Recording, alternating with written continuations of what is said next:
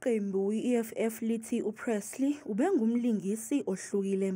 His unorthodoxy, but also his humor, his ability to be flexible on television screens shows you that talent doesn't necessitate you being either well-spoken in the English language or being able to have come from some critically acclaimed arts schools or anything of that nature, but you can be an organic talent, and he represents that.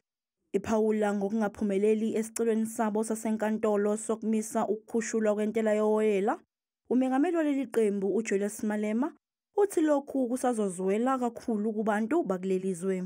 We're already saying life is difficult for our people as it were now, and to put any other increase on fuel levy, it will be to burden our people, and they cannot afford. And we're happy we took up that struggle, and South Africa can know. Ebuzwa ngodaba lokususwa kukaFloyd Shivambu kwesokuba unobhala jikelele we-MK Party, uMalema uphendule kanje. Angifuni ingena into kaFloyd. Uphi apha. So I'm not getting involved. I am queen here. So it's not our problem.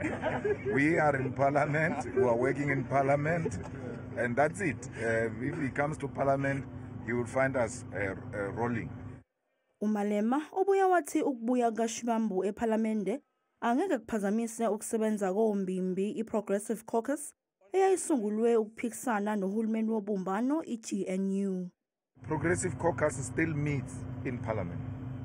I mean, when we went to reject the budget, the Progressive Caucus had a meeting and spoke about how we are going to approach all of this. And they will continue to do that.